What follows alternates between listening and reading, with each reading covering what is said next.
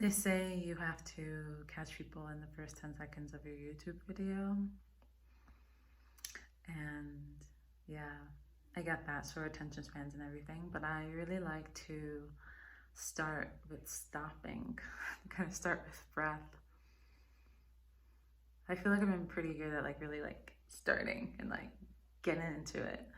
Because I do all my breathing off camera, or I like cut the video and I start it when I get to the heart point.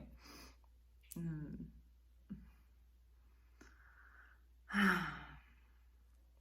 So I'm doing a bit of both. Starting with starting and starting with stopping. So this video is a continuation of my last one, which was a personal story of ancestral liberation, because there are many stories and this is just one channel that I've excavated quite thoroughly that I shared, and I'm going to link it. Excuse me, I'm going to link it below because I'm going to kind of start with the point and not really tell a backstory. So you'll need the backstory for it to make sense. So you can find it in the description box below. Such a funny thing to say out loud. It's like, it's so funny. Okay, let me continue. So I talked about how there were Black slaves on this island, and then there are these like beings of consciousness that descended from the heavenly realms and came onto the sugar plantation and took the form of Black people and impregnated enlightenment codes and star codes into the sugarcane. And then they stayed. So they stayed, and so like these sugar canes had these like really these sweet star codes, and then like the owners would come, and when they harvested, they would take the sugar cane into the wherever they were to make it be processed, and all the sugar had the enlightenment codes, which is why I'm saying how everything has been inverted, but yet embedded in the pain we have the capacity to liberate our power. It's like inside of it. But what I want to share about is how these beings stayed and how they intermarried and interrelated with the humans that were on the sugar plantation, and so then they had hybrid babies.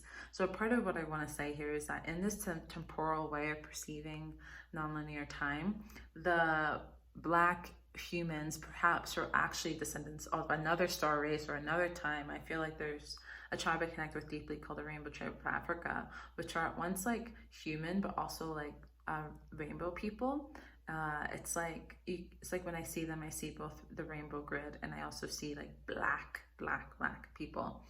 So so I'm saying like this is like one point of intermarriage or intermixing that like formed hybrids that were human and star.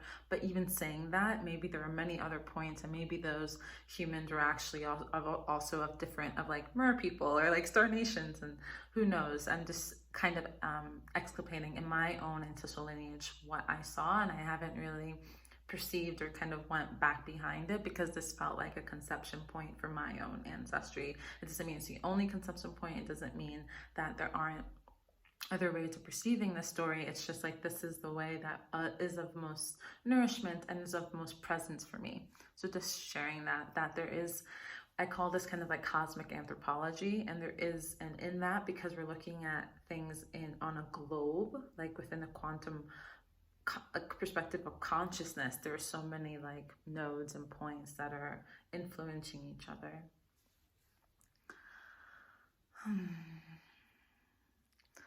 So the little girl I spoke about in the beginning of the video that was like on the sugar plantation and seemed kind of naive, we were like entering through in the perspective of my mother's lineage. Oh, and I spoke to my mom. I showed her the video I did, and she was like, I grew up, that's so sweet, baby, I grew up with a lot of sugar cane around me. And I was like, oh, that's such a beautiful resonance. That's really, it's a lot of like heartwarming in that. Right, so I mentioned the little girl, and so what I feel is that actually that little girl is a descendant of a hybrid, which is like of one of the consciousness beings, one of the human beings, interrelating and like having a baby, which therefore makes me within my like literal genetics perhaps a hybrid of star nations and of earth beings. beings or star consciousness, and in my soul lineage I can perceive that, but also it just like came, like, remember, this is me sitting with someone else, and it just like kind of came up as also like my literal ancestral lineage.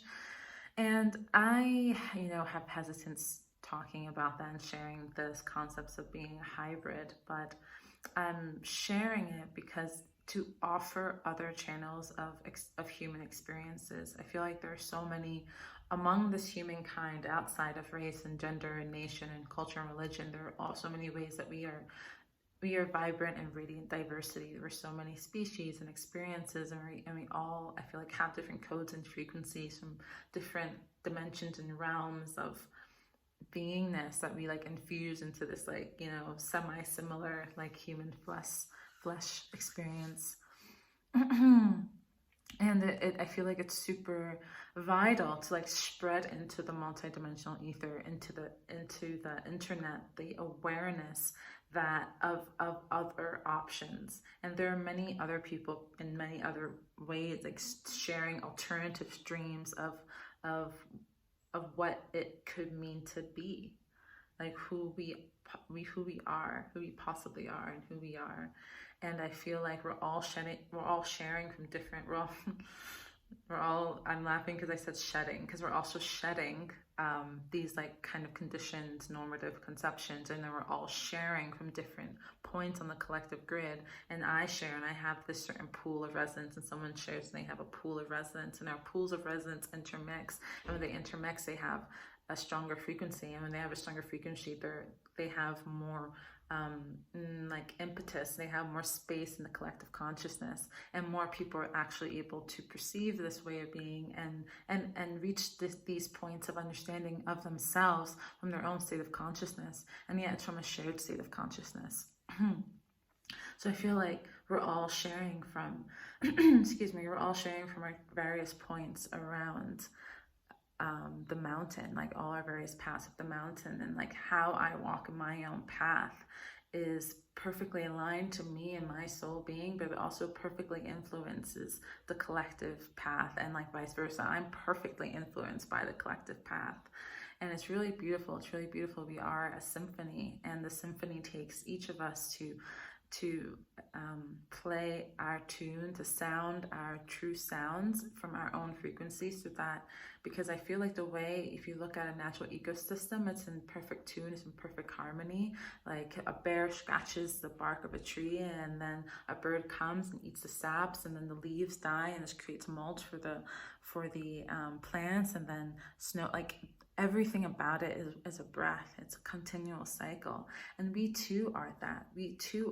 And yet we have in some ways been pushed aside from that naturality. And so as we come back into it, we come back into the harmonic congruence of our natural ecosystem.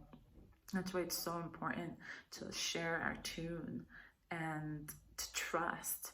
And because maybe I cannot like literally hear the sounds of the instruments around me, or maybe the sounds of the instruments around me, just like me, are re-resonating with our true sounds. And so in that, there's still a sense of discordance or a disharmony, but to trust that we are being held, like the path we're walking on, the mountain we're walking up is like holding us, and it holds the codes, it holds them at remembrance, so that with every step I can like tumble and surrender and let go deeper and deeper into trust.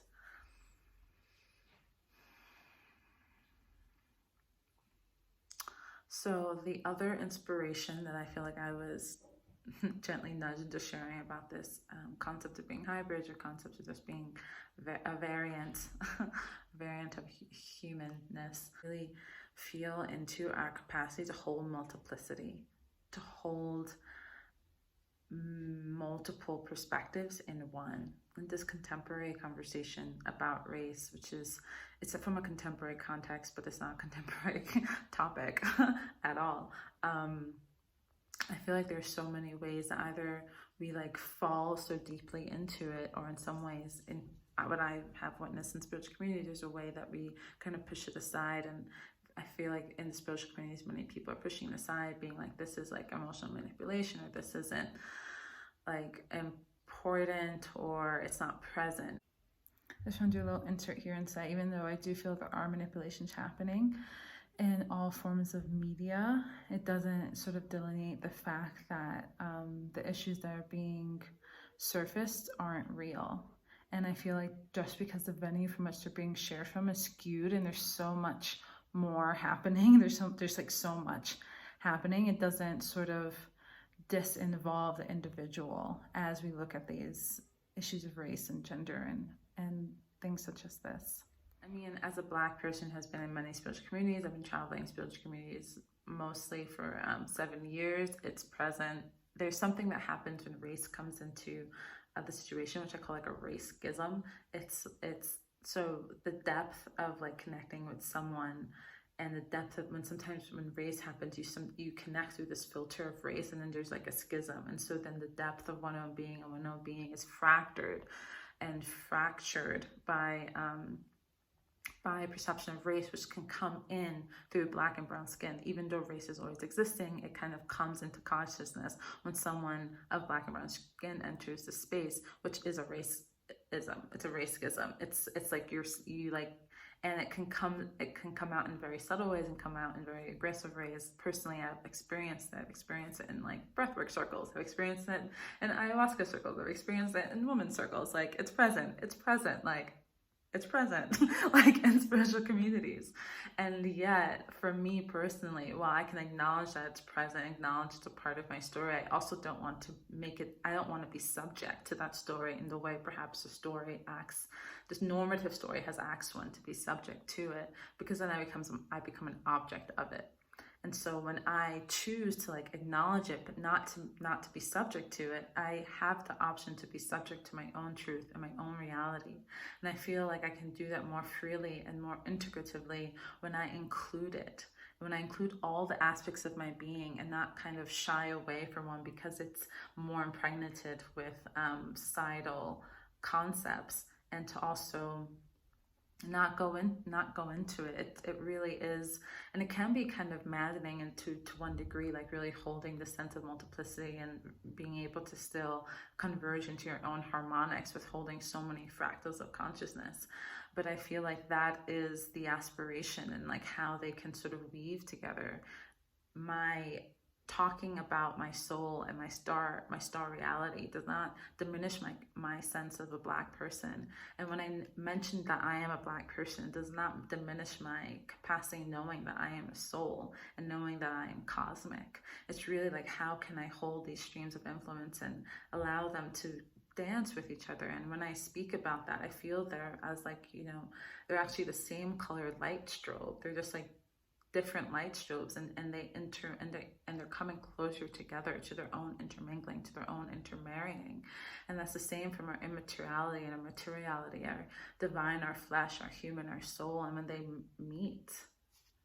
they meet together, it's like at once a point of singularity and at once the point of the third.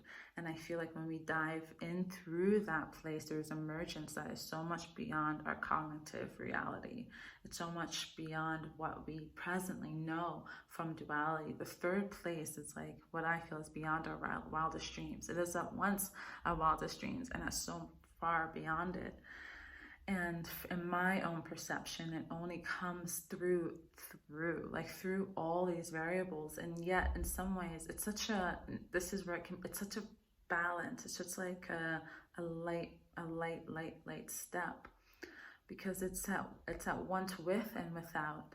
It's at once acknowledging and not. It's at once looking and looking through. And it's nonsensical, it's non-logical, and it's in some ways it's temporal to the place where it's so within sense, it's like out of sense, and then it's like breathe. Can I breathe there, and can I fall into silence from that space? And simply with my intention and with my awareness, that space can compound and influence and form itself beyond my own conception. I witness it in silence to allow it to unfurl itself into the manifestation of beyond my wildest dreams.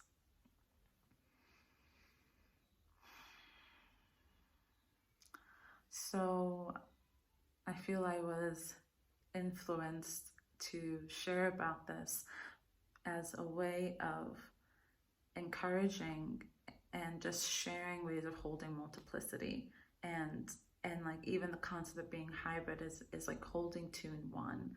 And in so many ways we're all hybrids, whether you're talking about like literal I'm from X place and X place, or like I'm mixed race, or I'm this, or I'm like born here, from here, from, you know, the minute to the macro. In so many ways we are radiant diversity, and I feel the more we allow that truth and to be vibrant, you know, we start resonating in our natural echo, in our natural like resonance, and it echoes, and it allows others to remember their own vibrant and radiant diversity, and then it echoes and it goes on and on.